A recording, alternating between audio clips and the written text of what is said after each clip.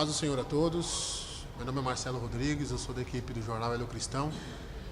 Hélio Cristão é um jornal editado pela Igreja Evangélica Assembleia de Deus do Vale das Virtudes, que nessa data comemora a 5ª EBO, Escola Bíblica de Obreiros, e estamos na presente data com o nosso amado pastor Gessé Sobral. O pastor Gessé, ele é presidente da Assembleia de Deus de Betânia, na cidade de Piracicaba, e é o 3º secretário da Comadesp. A gente vai fazer algumas perguntas relacionadas a missões, pastor. A paz do Senhor. Paz do Senhor, irmão Marcelo. Recentemente o senhor teve uma viagem, o senhor fez a África com uma comitiva de obreiros aqui da nossa igreja, falando um pouco sobre missões, falando um pouco sobre o trabalho que é dos missionários, né? Então seria a primeira pergunta nossa: qual foi a impressão que o senhor teve, qual foi o que o senhor conseguiu subtrair dessa experiência missionária que o senhor teve? Olha, foi uma experiência muito impactante. Primeiro porque o continente africano, ele traz um impacto para a civilização ocidental. Tendo em vista a própria cultura e também muito das necessidades pelos quais nossos irmãos moçambicanos enfrentam.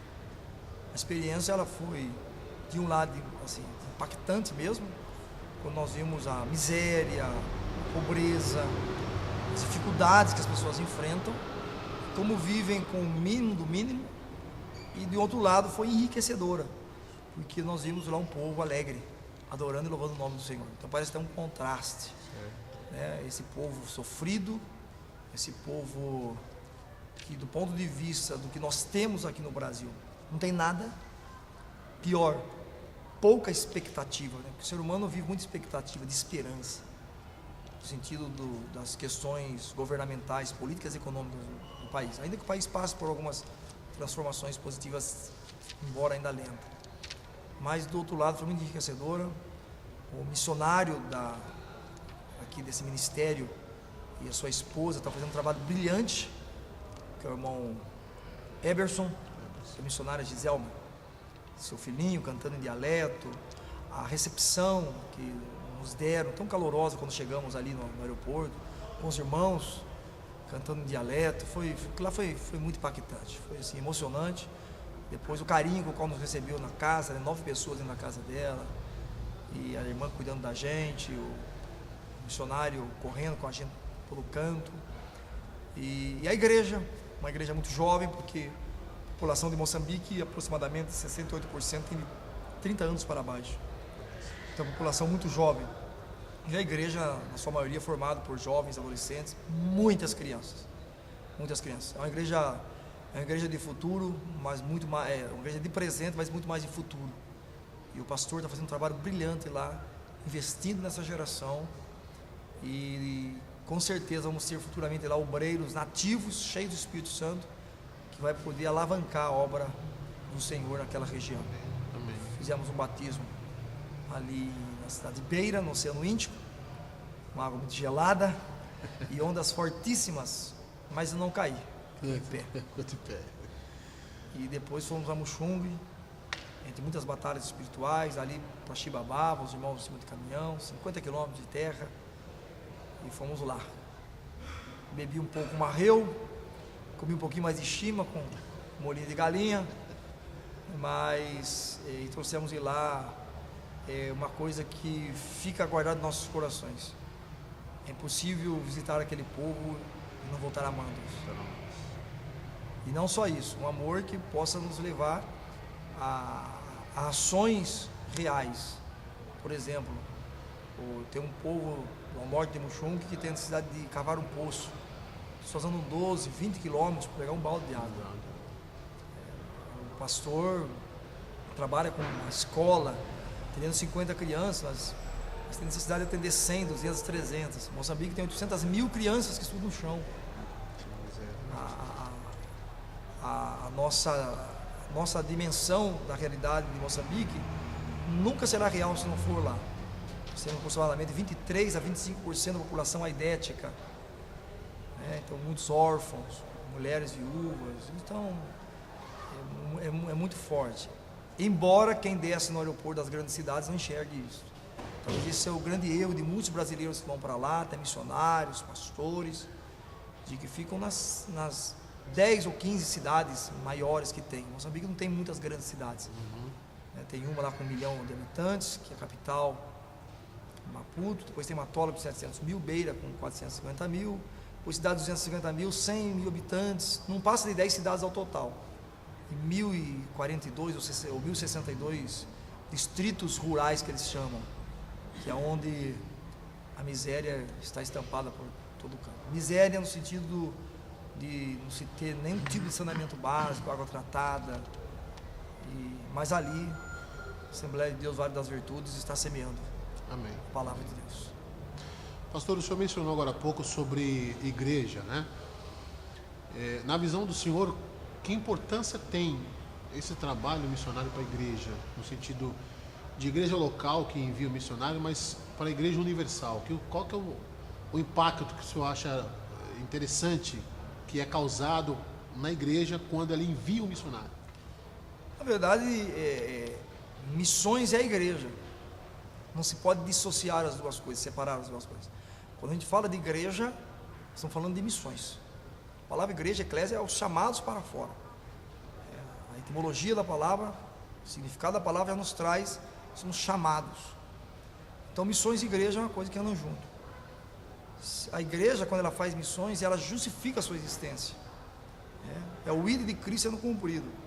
Então, uma igreja que não faz missões, ela está morta espiritualmente.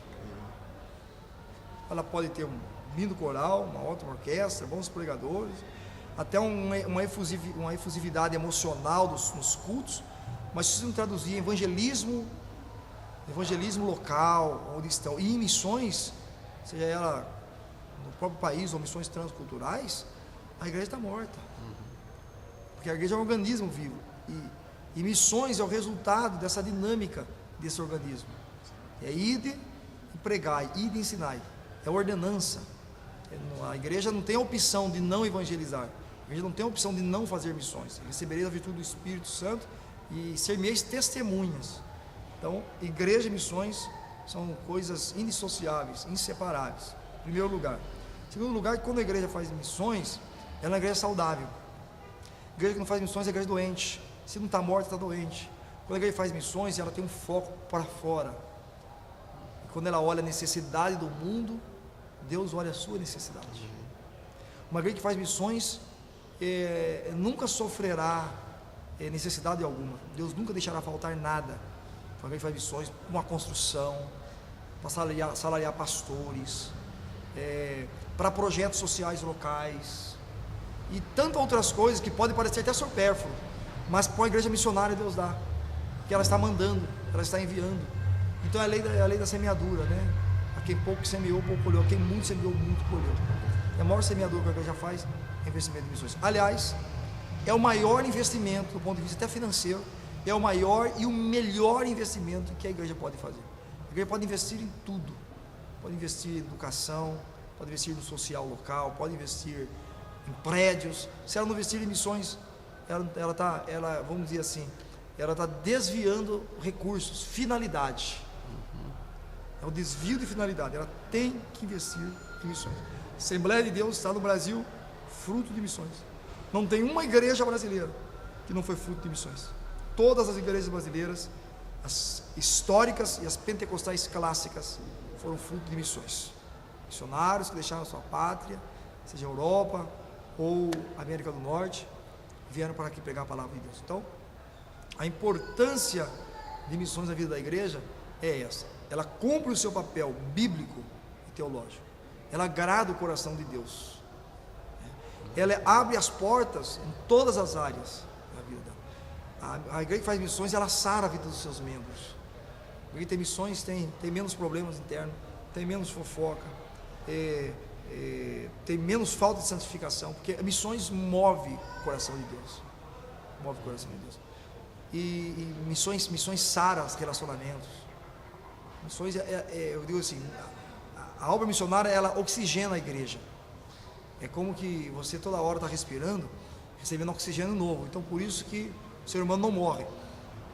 Que cada vez que respira, recebe oxigênio novo. Uma vez que faz missões é isso. ela está todo instante recebendo oxigênio espiritual novo. Por isso que ela sempre está sendo vivificada, renovada no poder do Espírito Santo. Mais do que isso, o Espírito Santo se responsabiliza por ela. Amém, amém, maravilha. E nós falamos de igreja, mas ainda existe aquela questão do membro em particular, como ele poderia investir em missões. Porque quando se pensa em enviar missionários, é necessário que esse missionário seja enviado por uma igreja, uma organização formada. Mas um membro particular, aquele que realmente tem um desejo de missão, o que o senhor aconselharia que ele faça? Qual é o conselho que o senhor daria para que ele aplique em missões? Como ele pode fazer isso? Bom, primeiramente é o seguinte, é a máxima que é usado em muitos seminários e muitos ensinos. Missões se faz com a coragem de quem envia, os pés de quem vão, os joelhos dos que oram e as mãos dos que contribuem. Então a igreja envia, tendo a responsabilidade do sustento. Não adianta mandar um missionário lá, primeiro, um missionário sem preparo. O missionário tem que ter preparo, e não só espiritual, teológico, preparo emocional, psicológico. É um homem que deve ser provado primeiro na comunidade, não é só ter chamado. Então, a missões se faz com a coragem do pastor, do ministério, que envia esse missionário. A missões também se faz com os joelhos, os que se dobram, para interceder, porque o missionário tem que ter cobertura espiritual. Eu estava na África com o pastor Silas, vice-presidente desse ministério, e teve uma noite que teve uma batalha espiritual muito grande, e nem falamos para os irmãos para que eles não ficassem com medo. Nós íamos caminhar 4 horas até Muxum fazer um batismo, e naquela noite uma entidade maligna, um espírito maligno entrou no nosso quarto e disse: se você for fazer esse batismo, eu vou acabar com a sua vida no Brasil. Uma batalha espiritual muito grande ali naquele quarto. Não dormimos nada, levantamos 4 da manhã e pegamos os irmãos, fomos para lá e fomos clamando sangue de Jesus, fizemos o batismo no rio Chibabava, voltamos. Então, imagine a guerra espiritual que é. Então, missões precisa de joelhos, precisa de cobertura espiritual, porque os missionários são atacados, a família do missionário é atacada, às vezes é enfermidade, às vezes é luta na mente, no coração, tristeza, saudade da família, da pátria. Então não é só questão financeira, é a oração, a cobertura espiritual do missionário é muito importante. Pessoas que se preocupem, que mandem uma carta, um e-mail, por exemplo, de sendo solidário com o missionário, palavras de encorajamento. O missionário precisa, palavras de encorajamento, dizendo que ele está no fundo do poço, mas que tem uma igreja que está segurando a ponta da porta. Então a igreja envia, os irmãos intercedem, cobrem com oração, com jejum, com consagração. Agora também tem as mãos que contribuem, porque tudo é dinheiro. Se alguém quiser falar em missões e não falar em dinheiro, é uma falácia, é um engano, é uma hipocrisia dizer assim: vamos falar em missões e não falar em recursos. É preciso de recursos. Se a igreja tem um culto missionário, tem uma secretaria de missões, tem que arrecadar, tem que motivar as pessoas a investirem, além dos dízimos e das ofertas, que não tem nada a ver com ofertas missionárias. Ainda que a igreja, se o pastor assim sentir, for uma orientação da administração, pode ter algumas questões da igreja, como aqui me parece que as revistas dominicais, as ofertas ficam para o missionário, que é uma estratégia maravilhosa, né? E deu certo aqui nesse ministério, para ser copiado por outros ministérios no Brasil e no mundo. Mas muito mais, empresários precisam começar a investir em obra missionária, profissionais liberais, principalmente fazendo voto. Missões é o caminho para a prosperidade de muita gente. Fazer voto com o Senhor, da empresa crescer, parte dos recursos capitalizados, obra missionária. Pessoas que às vezes estão na luta, numa dificuldade, e querem a bênção de Deus, mas não querem se dispor a fazer alguma coisa. E missões está aí. Então o membro pode contribuir, além dos seus dízimos, suas ofertas que traz da igreja, pode ser um ofertante regular da obra missionária. Porque quando o membro se torna um ofertante, um contribuinte regular da obra missionária, a equipe, a secretaria que trabalha com missões pode fazer planejamento.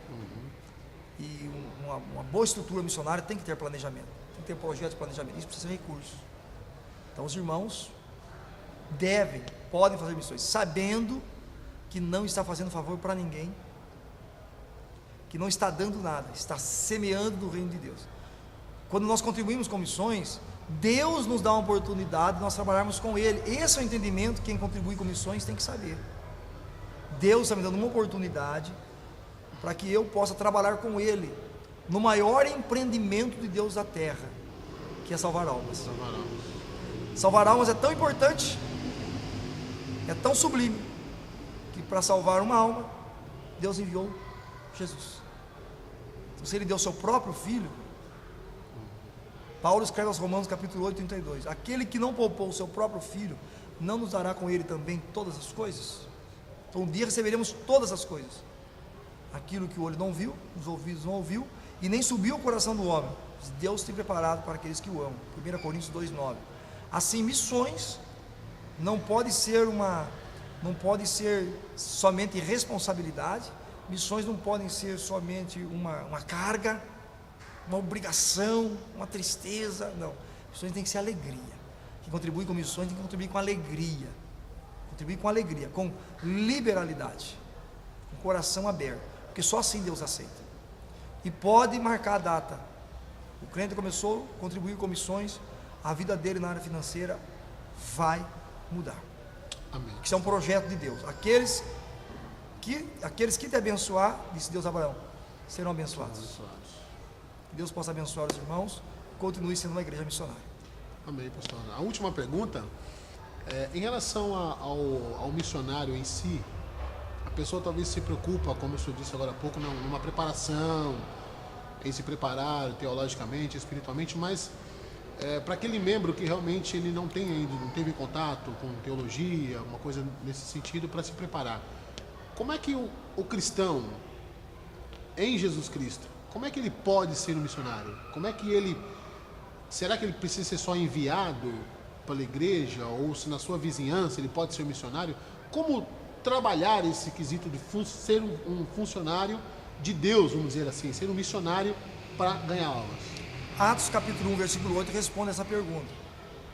Jesus disse: recebereis a virtude do Espírito Santo que há de vir sobre vós, e ser-me-eis testemunhas, tanto, ali não está escrito primeiro, que é a confusão, tanto em Jerusalém, que é a nossa casa, o bairro onde nós moramos, como em Samaria, que seria aí, vamos dizer assim, o nosso estado, Judéia, nosso país, e até os confins da terra. Então nós devemos ser missionários a partir da nossa própria casa. Ganhamos os nossos para Jesus. A palavra de Deus diz assim: aquele que não cuida dos seus, negou a fé, pior que os infiéis. E tem uma palavra do sábio Salomão, em Provérbios, diz assim: aquele que ganha a alma, sábio é. A gente interpreta essa palavra como se fosse só ganhar almas para Deus, e na verdade não é. Pode se aplicar também nessa questão, e é aceitável. Na verdade está dizendo: aquele que ganha uma alma, sábio é. Ou seja, se você ganhar uma pessoa para você, quando você ganha o coração de uma pessoa que se torna teu amigo, quando o pai ganha o coração do filho, quando o filho ganha o coração do pai, quando a esposa ganha o coração da esposa, então quem ganha alma, sábio é. Ele interpreta ganhar só para Cristo, nós temos que ganhar para nós também, que é o grande problema da igreja. Nós temos que ganhar o mundo para Jesus, mas não ganhamos nem para nós. E aí começa a dar esse conflito. Queremos levar a pessoa a Cristo, não conseguimos nem trazer as pessoas a nós. Que a igreja é uma comunidade. Verdade. A igreja, comunidade quer dizer tudo em comum. É isso que a igreja de Atos nasce assim: doutrina, partir do pão e oração, tudo comum, a ponto de ninguém dizia que o que tinha era seu, mas que tudo era de todos. Essa é a nossa visão. Então é possível. Tem uns que têm chamada para ir, outros têm chamada para ficar. Não importa quem vai, quem fica, todos somos missionários em potenciais. Basta desenvolver isso. Ok, pastor. Quero agradecer então, em nome da equipe do Elo Cristão, uma entrevista aqui com o nosso amado pastor Gessé Sobral. Deus abençoe.